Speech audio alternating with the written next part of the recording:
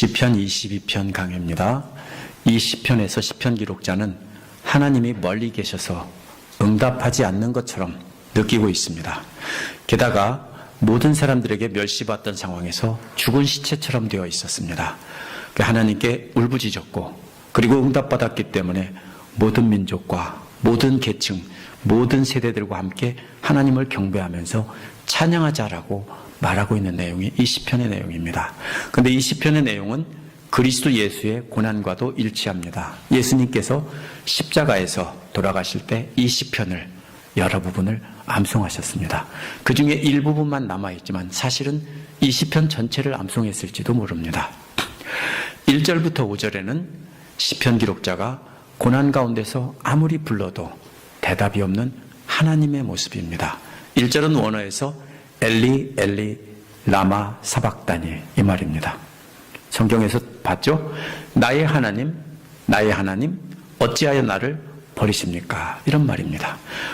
버린다는 말은 멀리 혼자 둔다는 뜻입니다. 좋은 뜻도 있고 나쁜 뜻도 있습니다. 근데 창세기 39장 6절에서는 요셉에게 모든 것을 다 맡겨버리고 관여하지 않았다. 이때도 이 말을 썼습니다. 그래서 시편 기록자는 어째서 이 모든 것을 혼자 다 감당하도록 내버려두고 하나님이 관여를 안 하시는지 이렇게 따져 묻는 것입니다. 또 구원이 어찌 그리 멀리 계시는지 물었습니다. 어린아이를 혼자 두고 내버려 둘 때는 가까이서 지켜보는 법입니다.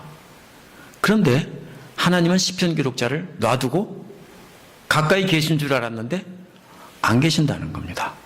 멀리 계신다는 겁니다. 또 울부짖는 말들로부터 어찌 멀리 그렇게 계시는지 물었습니다. 멀리 계시는데 어느 정도 멀리 계시냐면 아무리 울부짖어도 들을 수 없을 만큼 멀리 계시다는 뜻입니다. 이게 점점 더 분명하게 멀리 있다라고 표현을 합니다. 얼마 동안 불렀습니까? 2절에 보면 나의 하나님이라고 부르며 낮에 하루 종일 불러도 대답이 없다라는 뜻입니다. 또 밤이 새도록 불러도 응답이 없다라는 뜻입니다. 무슨 말입니까? 쉬지 않고 밤낮 없이 계속 부르짖었는데 응답이 없다는 겁니다. 그런데 3절에는 놀라운 고백이 이어집니다.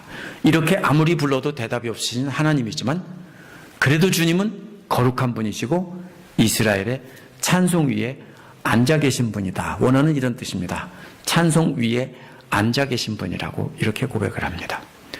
왜 그렇게 이스라엘의 찬송 위에 앉아 계신 분이라고 말하는가 하면 4절에 뭐라고 되어 있습니까? 우리 조상이 주님을 믿었다는 것입니다. 믿었다는 말은 의지했다는 말입니다. 안전한 피난처로 여기고 주님께 몸을 맡겼다는 것입니다. 그렇게 주님을 의지하고 주님은 그들을 구원해 주셨다는 겁니다. 그게 성경에 나와 있어요. 5절에 보면 조상들이 어떻게 하나님을 의지했는지 말하고 있는데요. 조상들은 주님께 부르짖었으므로 구원을 받았다라는 것입니다. 부르짖는다는 말은 고난 중에 구해달라는 뜻입니다. 고난 중에 주님을 찾고 불렀더니 주님께서 구해주셨다는 겁니다. 그래서 조상들은 주님을 의지했고 주님은 조상들을 실망시키지 않으셨다. 구해달라고 위기에서 부르짖으면 주님은 항상 응답해 주심으로 실망시키지 않으셨다라는 겁니다. 그러나 시편 기록자의 기도에는 응답하시지 않았습니다. 6절에 보면 자신은 사람도 아닌 벌레다 라고 했습니다. 여기서 사람이라는 말은 남자라는 뜻입니다. 그런데 개인으로서 한 사람의 남자입니다. 나는 한 인간으로서 남자가 아니야. 이어서 나오는 사람들의 비방거리라는 말은 일반적인 사람을 뜻하는 말입니다. 따라서 각 사람이 개인적으로 멸시하는 말을 하고 또 모든 인간들이 다 그렇게 말한다는 것입니다. 그래서 백성의 모욕거리라고 했는데 백성들 즉 공동체 전체가 그렇게 경멸한다는 겁니다. 하찮은 존재로 여기고. 근데 7절은 개인에서 공동체까지 이렇게 보는 사람들이 다 조롱한다고 했는데 이는 말로 조롱하는 겁니다. 어떻게 조롱합니까? 입술을 삐죽거리며라는 말은요, 윗입술과 아랫입술을 분리시킨다는 말이에요. 어떻게 분리시킵니까? 이렇게 내밀거나 이렇게 하면 분리가 되겠죠? 이게 동서양 나라를 막는 거하고 똑같은 것 같아요. 삐죽거린다는 건. 이 윗입술과 아랫입술을 분리시킨다. 조롱하고 경멸할 때는 위와 아랫입술이 가만히 있질 않습니다. 머리를 흔들면서라는 말은 열왕기 19장 21절에서 아수르 왕에 대해서 예언하는 말씀입니다. 이사야가 예언하기를 예루살렘이 너를 향하여 머리를 흔들었느니라. 이것은 반복적으로 머리를 흔드는 모습은 말로만 조롱하는 게 아니라 몸으로도 조롱한다는 뜻입니다. 그 조롱하는 말이 8절에 나옵니다. 그토록 그가 주님을 의지하였다면. 그래서 의지한다는 말은 본래 굴러간다는 말이에요. 앞에서 의지한다는 말은 다른 말이에요. 굴러간다는 말입니다. 누구께 굴러가냐면 여호와께 굴러간다면. 근데 명령형이기 때문에 이렇게 되어 있습니다. 직역하면 여호와께 굴러가라. 여호와께 굴러가게 둬라. 여호와께서 그를 구하게 내버려 둬라. 이런 말입니다. 왜냐하면 여호와께서 그를 기뻐하신다. 조롱하는 거예요. 근데 이러한 조롱에도 불구하고 9절에서 10절에서는 아기 때부터 여호와만 의지했습니다라고 고백을 합니다. 9절에서 주님께서는 자신을 모태에서 이끌어내신 분, 또 어머니 젖을 빨 때부터 주님을 의지하게 하신 분이라고 고백합니다. 무슨 말입니까? 이 세상에 태어나도록 하신 분도 여호와시고 젖을 빨 때부터 여호와를 의지하게 하신 분도 여호와시라는 것입니다. 10절에서는 태어날 때부터 주님께 맡긴 몸이라고 했습니다. 역시 짝이 되는 대조가 되는 분은 어머니 뱃속으로 시간이 거슬러 올라갑니다. 모태에 있을 때부터 나의 하나님이라는 겁니다. 어떻게 되어 있습니까? 이렇게 쓰는 것은 이 고대인들의 말하는 방식이에요. 앞에서는 뭐라고 그랬어요? 모태에서 나오는 모습이 먼저 나왔고 젖바는 모습이 뒤에 나왔죠? 그런데 어릴 때가 그 다음에 태어날 때부터 이렇게 또 나오고 그 다음에 다시 또 뭡니까? 뱃속에 있을 때가 나오죠? 이렇게 서로 반대로 이렇게 말합니다. 그렇다면 모태에 있을 때부터 태어날 때와 젖을 먹을 때까지 언제까지나 나의 하나님이시고 오직 하나님만 의지했다라는 고백입니다. 실제 그런 사람이 어디 있어요? 근데 과장법입니다. 내가 평생에, 우리가 그러잖아요. 머리 털라고 이런 말 하잖아요. 그런 말하고 똑같은 비슷한 표현입니다. 내가 평생 동안 한 번도 빼놓지 않고 항상 여호와만 의지했다. 이런 고백입니다. 11절은 그러니 멀리하지 말아달라는 것입니다. 왜냐하면 재난이 가까이 있기 때문입니다. 지금은 여호와께서는 멀리 계시고 재난이 가까이 계세요. 그러니까 주님께서 가까이 오셔야만 재난이 멀리 갈 수 있습니다. 재난이 뭡니까? 이것은 좁은 곳에 꽉 갇혀서 꼼짝도 못하는 거예요.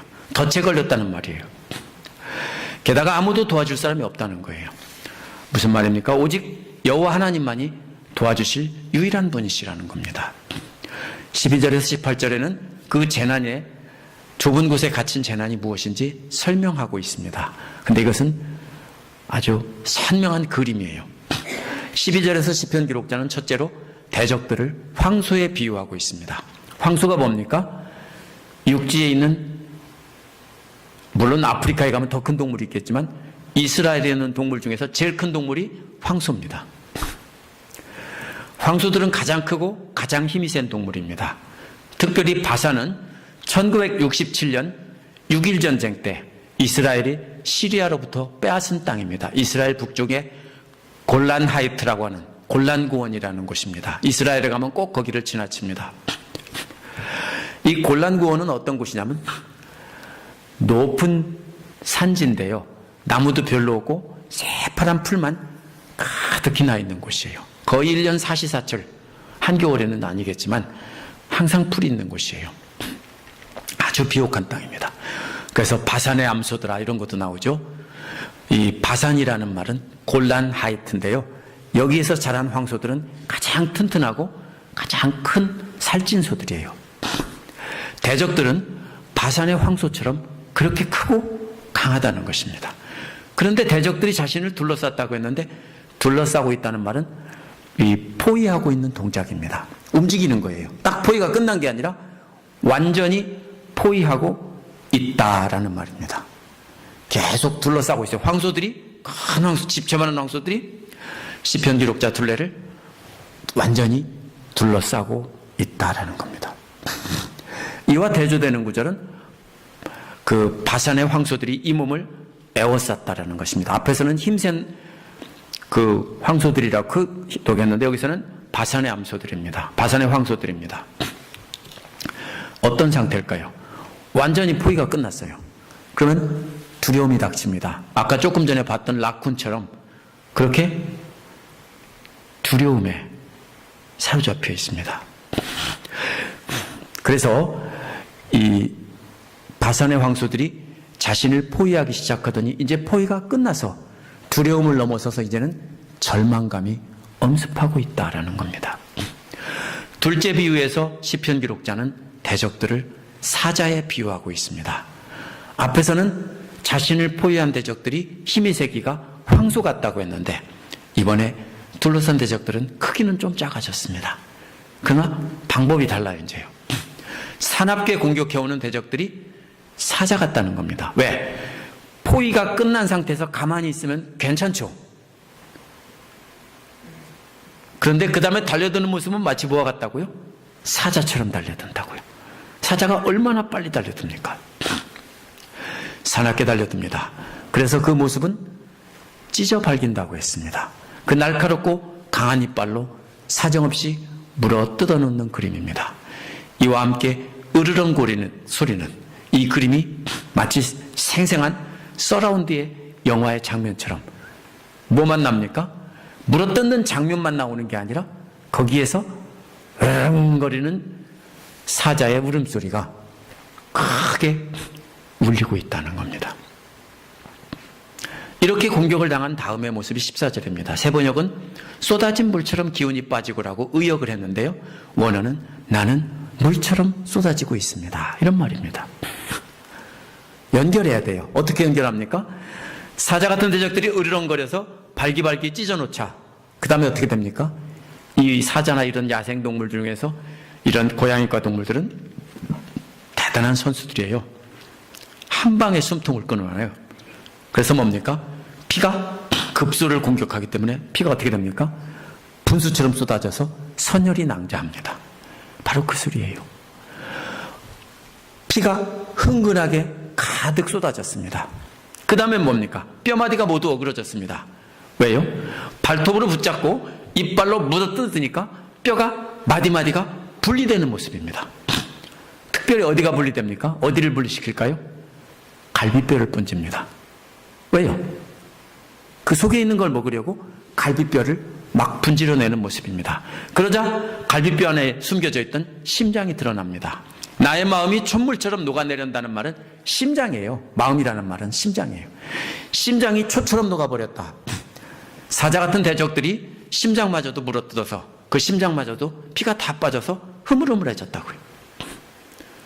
절망에 빠졌다는 말은 나의 가슴 안에서 녹아버렸다는 겁니다. 어디에 있어요? 갈비뼈가 부러지고 그 안에 있는 심장이 다 찢어져서 흐물흐물해졌는데 그것이 어디에 있다고요? 내 가슴 안에 있다고요. 이렇게 그림으로 그리고 있는 거예요. 갈비뼈가 분리되었지만 여전히 등뼈와 갈비뼈 안에 찢어진 심장은 남아 있습니다. 그 상태에서 초처럼 녹아내렸다라는 것입니다. 이게 뭡니까? 자신의 절망적인 마음 상태를 이렇게 그림처럼 표현한 겁니다. 이제 사자는 실컷 먹고 물러갔습니다. 그 상태가 16절입니다. 나의 입은 옹기처럼 말라버렸고 라는 말은 나의 힘이 질그릇처럼 말랐다라는 뜻입니다. 이 힘이라는 말은 음식을 먹음을 해서 얻는 것이기 때문에 세번역에서는 입이라고 번역했는데요. 개역에서는 힘이라고 했고 영어에서도 대부분 힘이라고 했습니다. 이게 뭡니까? 입이 말랐다 그 말이나 결국 같은 말일 수 있어요. 그런데 힘이 말랐다라는 겁니다. 힘이 뭡니까? 음식을 먹는 이 입을 통해서 힘이 생겨요. 그런데 그 다음에 또 혀는 입천장에 붙어 있어요. 어떤 때가 그렇게 됩니까? 사자가 다 뜯어먹고 난 뒤에 피가 다 빠지고 나니까 햇빛에서 어떻게 됩니까? 말라붙은 거예요. 그러니까 입천장, 입안이 다 말라버리고 힘도 다 말라버리고 그 다음에 혀는 딱 말라붙어서 어디에 붙습니까? 입천장에 붙어버렸습니다. 이제 죽은 시체가 돼서 힘의 근원인 피도 다 말라버리고 혀도 말라붙었습니다. 그런데 갑자기 주님께서 나를 완전히 매장되도록 내버려 두셨기 때문입니다 라고 합니다. 대적들이 그렇게 한 게 아니라 하나님이 그랬다는 겁니다. 하나님이 나를 내버려 뒀기 때문에 내가 이렇게 매장되었다라고 하는 겁니다. 매장되었다는 게 뭐예요? 죽어서 이제는 흙먼지 속에 있다라는 뜻이에요. 진짜로 흙으로 다 덮었다는 뜻이 아니고요. 흙먼지 속에 있다. 왜? 다 뜯어먹고 나면 어떻게 됩니까? 바람이 불면 흙먼지가 뒤덮이겠죠. 그래서 흙먼지 안에 두었다라는 것입니다. 이게 계속 연결되는 동영상입니다. 이제 누가 등장합니까? 청소부인 개들이 등장합니다. 개들은 사자가 지나고 나면 그 다음에 들개들이 달려듭니다. 사자가 뜯고 나서 말라붙은 시체 같은 시편 기록자를 들개들이 몰려들어서 뜯으려고 달려듭니다. 12절에는 황소떼가 둘러쌌다고 했는데 이번에는 개들이 완전히 둘러쌌다라고 했습니다. 이 개들이 누구라고 했습니까? 악한 일을 저지르는 무리가 시편 기록자를 에워쌌다. 이 악한 무리가 개들이라고 표현한 겁니다. 에워쌌다는 말은 그물을 던져서 에워싸는 모습입니다. 저들은 시편 기록자의 손과 발을 묶었다고 했는데 이 말은 땅을 판다는 뜻입니다. 손과 발을 땅 파듯 팠다라는 겁니다. 어떻게 손과 발을 땅 파듯 파요? 그래서 구멍 뚫었다라고 이렇게 의역하는 겁니다. 손바닥과 발바닥에 땅을 팠다라는 겁니다.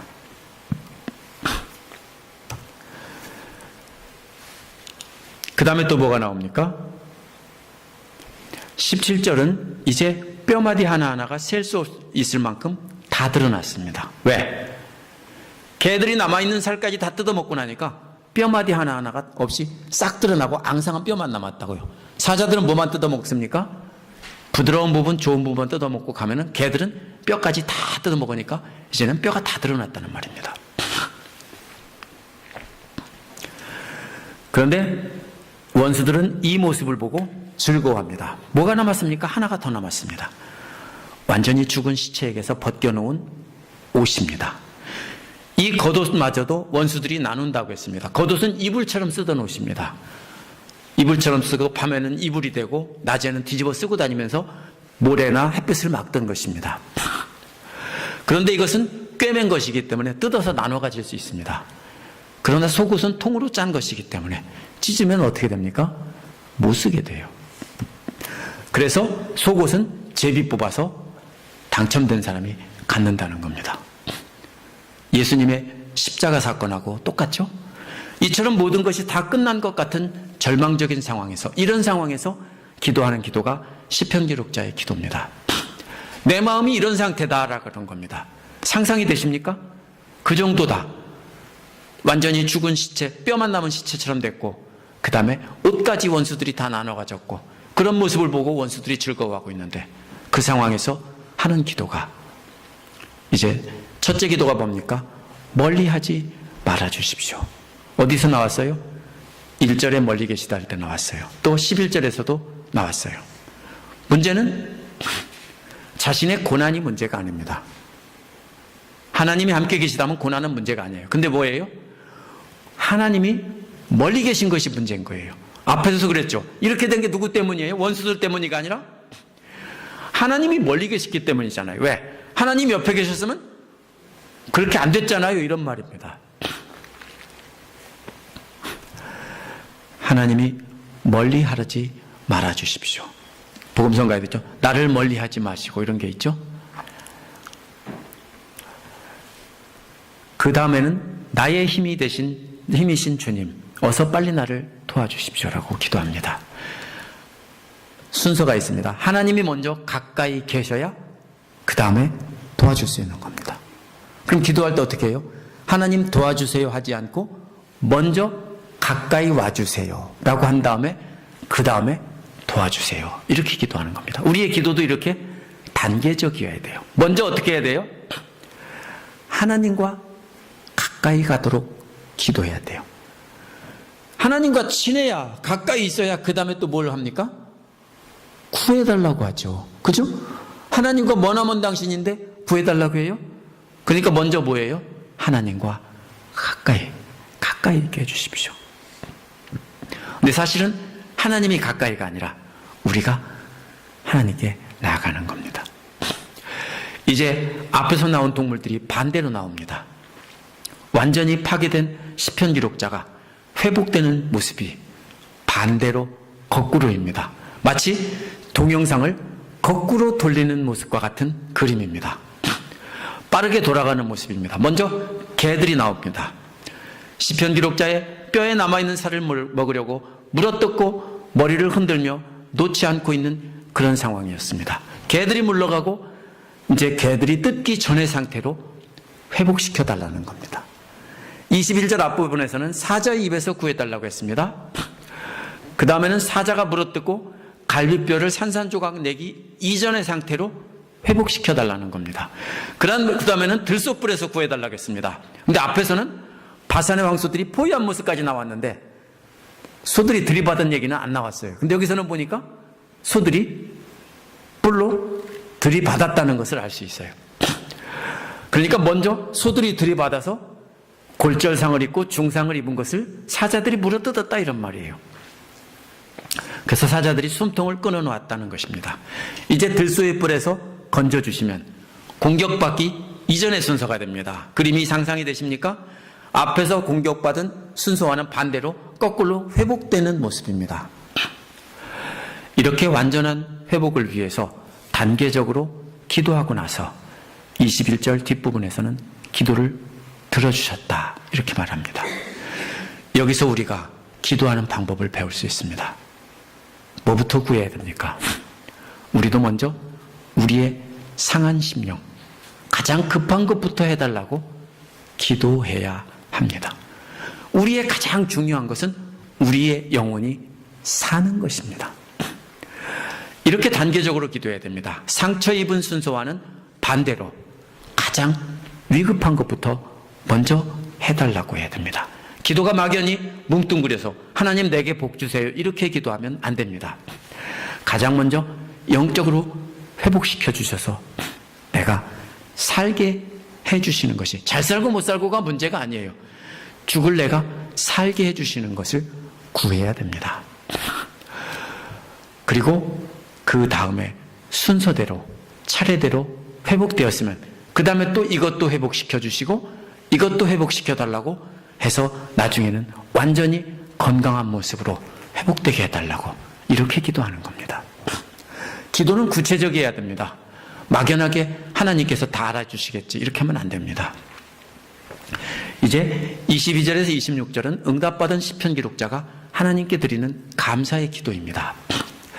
22절에서 나의 백성에게 전하고라는 말에서 전한다는 말은 하나님께서 응답해 주신 것을 손가락으로 꼽는다는 뜻입니다.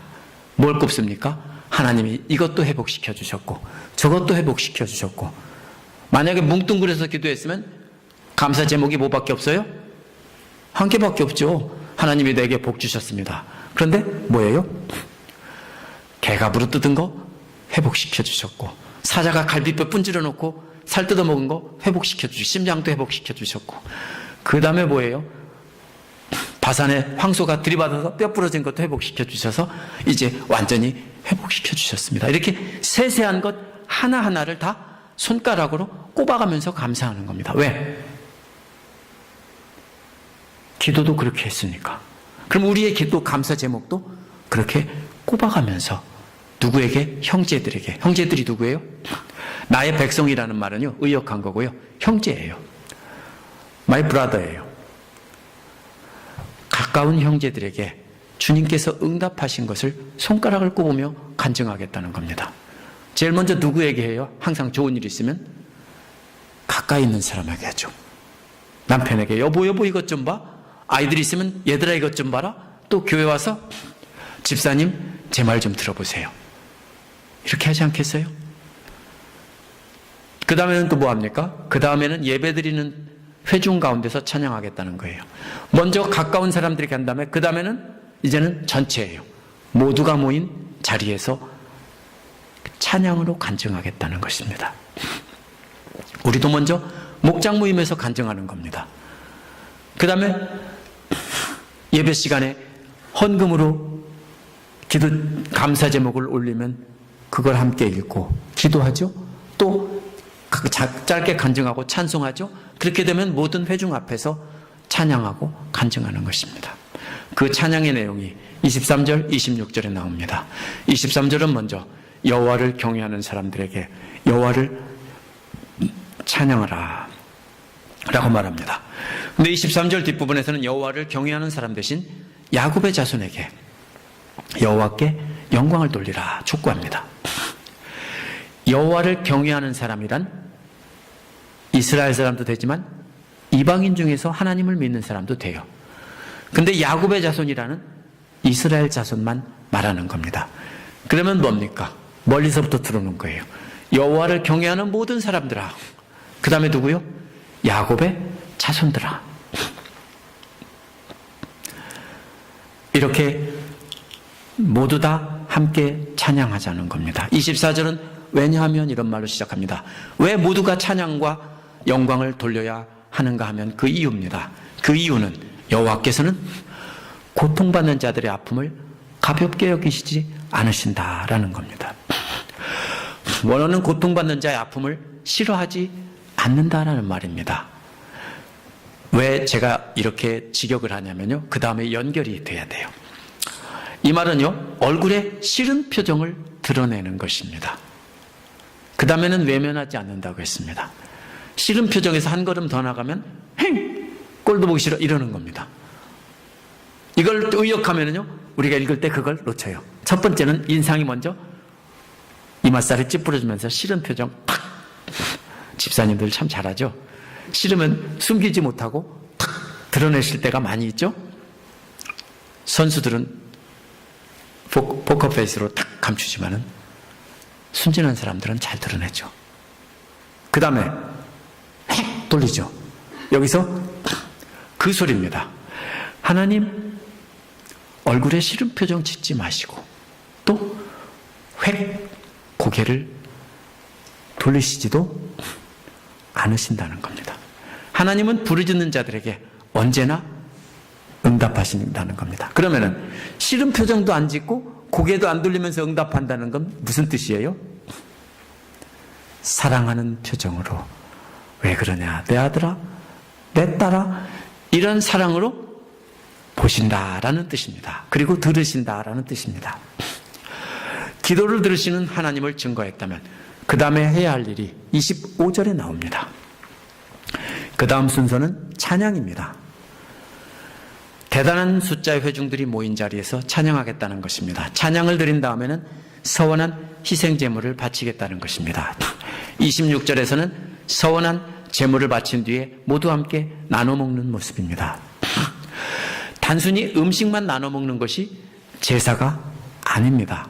아니, 제물을 드리는 것만이 제사가 아니라 음식을 나눠 먹는 것 절차까지도 제사입니다. 제사에 참석하지 않은 사람들은 그 자리에서 음식을 나눠 먹을 수 없습니다. 그래서 보면은 모든 회중들이 제사를 드리고 함께 나눠 먹습니다. 모두가 예배를 드리고 나서 그 제물을 나누면서 무슨 얘기를 하겠습니까? 모두가 시편 기록자가 응답받은 그 기도 제목을 함께 나누며 모두 자기 자신의 기쁨인 것처럼 함께 기뻐하겠죠? 기쁜 일이 생겨서 밥 사면은 밥 먹는 내내 무슨 얘기예요? 그 얘기 하겠죠? 그런 것처럼 시편 기록자가 제물을 드리고 제사를 드려서 모두가 나눠 먹으면서 하나님이 이렇게 해주셨다 이렇게 나누는 모습입니다. 그것이 바로 제사입니다. 이제 시편 기록자가 회복된 것을 감사하는 예배인데 이 자리에 또 누가 있습니까? 가난한 사람들도 참여해서 먹고 마시고 찬양하는 자리라는 겁니다. 뭔 찬양합니까? 예배 시간에 찬양하는 게 아니라 먹으면서 하나님은 위대하시다 이렇게 찬양한다는 겁니다. 27절에서 31절은 이 시편의 결론입니다.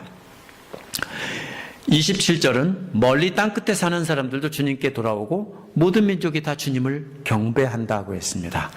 세상 모든 민족이 다 주님께 나와서 경배를 할 것이라는 것입니다.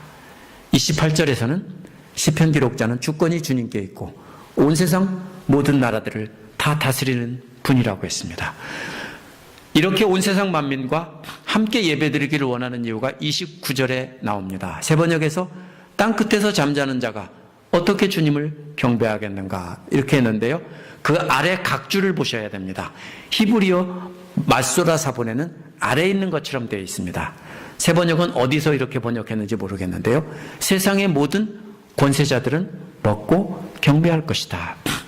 근데 모든 권세자라는 말이 원어에서는 모든 살찐 자들입니다. 뭐와 반대입니까? 가난한 자들은 말랐어요. 옛날에는요. 못 먹어서. 살찐 자들은 다 누구예요? 우리도 그랬죠? 뚱뚱한 여자들 보면 부잣집 마나님이라고 그랬죠? 그래서 잘 사는 것으로 여겨지잖아요. 그죠? 바로 그런 뜻입니다. 모든 살찐 자들. 가난한 자들만 예배에 참석한 게 아닙니다. 살찐 권세자들도. 권세자들은 곧 부자들입니다. 가난한 자들과 함께 겸손히 예배하고 함께 먹는다는 겁니다. 이거는 있을 수 없어요. 왜요? 끼리끼리 모이기 때문에요. 그렇죠? 예를 들면 미국에서 세니터가 파티를 열었는데 동네에서 가난한 거지가 가서 참석할 수 있어요? 누구를 초대할까요? US 세니터면 그래도 꽤 유명한 경제인들이나 언론인들 이런 사람을 초대해서 잔치를 하겠죠? 끼리끼리 모이는 거예요. 우리도 그렇죠? 우리 성도님들도 마찬가지입니다. 같이 밥 먹고 놀 때 끼리끼리 모여 놀죠. 근데 하나님 예배하는 자리는 그게 아니에요. 누구도 있어요? 가난한 자도 있고 뚱뚱한 돼지같이 살찐 권세자들도 있다는 거예요. 모두가 함께 먹고 먹는다는 것은 함께 예배하는 겁니다. 뿐만 아니라 누가 또 나옵니까? 무덤으로 내려가는 자, 곧 자기 영혼을 살리지 못한 자도 다 주님 앞에 엎드려 경배한다는 겁니다. 하나님을 예배하지 못할 자들은 두 종류입니다. 하나는 배부른 자들이고 하나는 죽어가는 자들입니다. 배부른 자들은 배불러서 끈기적거리지만 죽어가는 자들은 먹을 것이 없어서 굶어 죽어가는 사람들입니다. 죽어가면서 자신을 살리지 못하는 자들은 가장 낮은 자들입니다. 배부른 자들은 가장 높은 자들이고요. 온 세계의 모든 만민뿐 아니라 이러면 뭐예요? 범위예요. 온 세계 모든 만민, 땅끝에 있는 사람, 이것은 범위예요. 근데 이번에는 살찐 사람이나 죽어가는 사람이나 이 말은 뭐예요? 이번에는 사회적인 소셜 레더를 말하는 거예요. 계층을 말하는 겁니다. 모두 다 하나님을 예배하게 하신다는 겁니다. 하나님을 모든 걸 다 이뤘기에 하나님을 예배하는 자들도 예배하지 못하는 자들도 하나님을 경배한다는 겁니다. 배부르고 높은 자들은 낮아져서 경배하고 가장 낮은 자, 죽어가는 자는 다시 살아나서 하나님을 경배할 것이라는 겁니다. 그런데 시편 기록자는 여기서 멈추지 않습니다. 이번에는 어디로 갑니까? 30절에서는 내 자손이 주님을 섬기고 라는 말에서 자손이라는 말은 원어에서 씨앗이라는 말입니다. 무슨 뜻입니까? 뱃속에 있는 태아들이 주님을 섬길 것이다 라는 겁니다. 자기 자손들 중에 뱃속에 있는 아이들이 주님을 섬길 겁니다. 후세의 자손이라는 말은 다가올 제너레이션입니다. 아직 뱃속에 있지도 않은 세대들입니다. 우리가 이걸 원어를 모르면은요, 이 연결된 고리가 딱딱 끊어지기 때문에 이게 연결이 안 돼요. 뱃속에 있는 씨앗과 앞으로 태어날 그 자손들이 이렇게 비교가 되는 겁니다. 모두가 다 주님이 누구든지 들어서 알고라고 했습니다. 이 말은 주님께서 하신 일을 역시 손가락으로 꼽는다는 뜻입니다. 섬긴다는 말보다 더 강한 표현입니다. 왜? 하나님께서 역사하신 그 구원의 역사를 경험하고 나서 하나씩 세는 것이 그냥 엎드려 섬기는 것보다 더 강한 표현입니다. 우리가 이걸 정리를 해봐야 됩니다. 어떻게 됐습니까? 땅 끝에 범이었죠? 그 다음에 뭡니까? 사회적인 계층이었죠? 그 다음에 뭡니까? 이제 타임머신 타고 시간까지, 시간과 공간과 사회적인 그런 계층까지 모두가 다 함께 하나님을 예배할 것이다. 이런 깊은 뜻이 담겨있는 내용입니다. 이제 31절은 30절에 다가올 세대들과 연결되는 말입니다. 분리된 문장이 아니고 연결된 말입니다. 다가올 세대들이 와서, 여기서는 다가올 세대라고 했는데 앞에서는 그거를 그렇게 번역을 안 했죠. 그래서 아직 태어나지 않은 세대가 바로 30절에 나온 바로 그 말입니다. 이들이 뭘 한다는 겁니까? 손가락으로 꼽은 하나님의 의로우심을 아직 태어나지 않은 백성들에게 선포한다는 겁니다. 다가올 세대들이 또 누구에게요? 태어나지 않은 백성들에게 선포한다고. 그 내용이 뭡니까? 주님께서 이것을 행하셨다라는 겁니다. 어떻게 다가올 세대가 아직 태어나지도 않은 백성에게 주님께서 이것을 하셨다 선포합니까?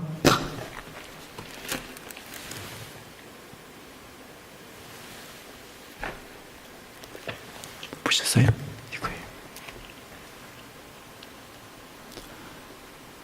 그러면 아직 오지 않은 다가올 세대들은 이 말씀을 통해서 은혜를 받은 자들이 태어나지도 않은 그 다음 세대들에게까지 이것을 제대로 선포할 것이다 라는 겁니다. 시편 기록자는 모두가 다 조롱할 만큼 고난 가운데 있었으면서 모태에서부터 인도하신 여호와 하나님만 의지했다라고 고백했습니다.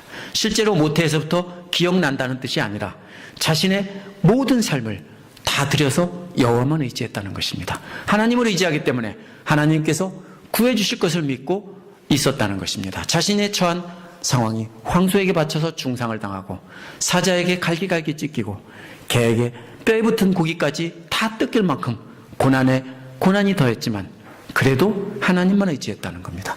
하나님께서 주신 고난을 역순으로 순서대로 점차 회복시켜 주실 것을 믿었습니다.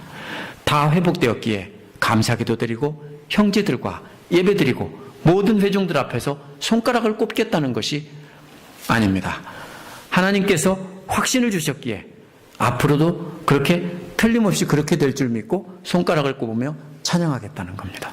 모든 민족, 모든 계층, 모든 사람들, 앞으로 다가올 모든 세대들까지 다 함께 모여서 주님을 찬양하고 주님을 섬기며 전하게 될 것이다 라는 겁니다.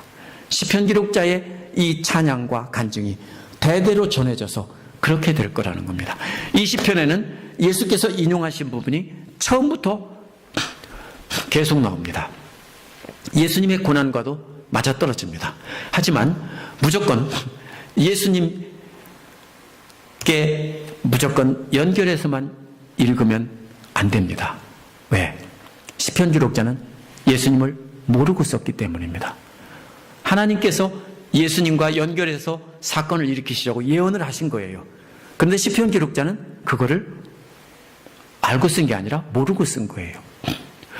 그러면 시편 기록자가 우리가 처음 쓴 그 마음을 먼저 알아야 돼. 이걸 이거는 예수님의 무엇이고 이렇게 다 연결해 버리면요, 처음에 오리지널 의미가 사라져 버립니다. 그래서 우리가 아무런 고난 중에서 간절히 기도하는데도 아무런 응답도 없고 공격받고 있는데도 계속 응답이 없는 것 같은 그런 최고 절망적인 상황에서 우리가 시편 기록자의 마음을 느껴야 합니다. 우리도 그런 죽어가는 상황에서 아무것도 소망이 없는 그런 상황에서도 우리도 그걸 느끼면서 우리도 그렇게 그때도 하나님만 신뢰하고 의지하고 기도할 수 있어야 된다는 것이 이 시편 기록자가 말하려는 핵심이에요. 할 수 있어요? 조금만 힘들면 하나님께 불평하고 원망할 수 있죠. 그런데 그 마지막 뼈까지 다 뜯긴 상황에서도 하나님만 의지하고 기도하겠다라고 시편 기록자는 이렇게 고백하고 있는 것입니다. 따라서 우리도 그 마음을 느끼고 어떤 상황에도 우리는 기도하고 하나님께 의지해야 됩니다. 왜? 하나님은 그 상황에서도 완전히 회복시키시고 뼈만 남은 시체까지도 살릴 수 있는 분이시기 때문입니다. 그런 시편 기록자의 마음을 공감했다면 그 다음에 우리는 예수님의 고난에 이 시편을 비추어서 생각해 볼 수 있습니다. 왜? 예수님도 이 시편을 암송하고 있었기 때문에 이 시편을 자기의 고난에 비추어서 십자가에서 암송하신 것이기 때문입니다. 예수님이 진짜로 그런 고통을 당하셨어요. 시편 기록자는 진짜가 아니라 그것을 비유적인 시적인 언어로 썼는데 예수님은 진짜로 당하셨어요. 모든 백성의 조롱을 받고 십자가에서 돌아가셨습니다. 뼈까지 뜯기고 옷까지 뺏긴 것과 같은 그런 상태가 되었습니다. 하지만 하나님께서 다시 살리셔서 온 세계 만방의 모든 사람을 구원하도록 우리를 부르신 것입니다. 우리의 사명은 우리뿐이 아니라 우리 자손들 앞으로 다가올 모든 세대까지 빈부, 귀천, 민족 상관없이 모두가 다 주 예수 그리스도를 통해서 하나님을 경배하도록 그렇게 우리가 가르쳐야 됩니다. 그래서 우리가 해야 될 가장 큰 일은 기도하고 우리가 말씀 배워서 말씀을 다가올 세대들에게 전달하는 것입니다. 이웃 도와주는 게 아니에요. 도와주지 말란 뜻이 아닙니다. 도와주는 거 당연히 해야 돼요. 그런데요, 이웃만 도와주라고 하는 것은 사탄의 전략이에요. 왜? 이웃만 도와주면 누가 사라집니까? 예수님이 사라지고 하나님이 사라집니다. 우리가 해야 될 일은 이웃 돕기가 아니에요. 교회의 첫째 사명은 이거 전해서 어떤 상황에도 감사하며 찬송하며 기도할 수 있는 사람을 만들어내고 함께 손가락 꼽아가며 함께 기뻐하고 찬송하는 곳, 그것이 교회입니다. 우리가 왜 모입니까? 그 은혜를 함께 나누려고 우리가 모이는 겁니다. 이 시간도 왜 모입니까? 그래서 모이고 주일날도 그래서 모이는 겁니다. 기도하겠습니다.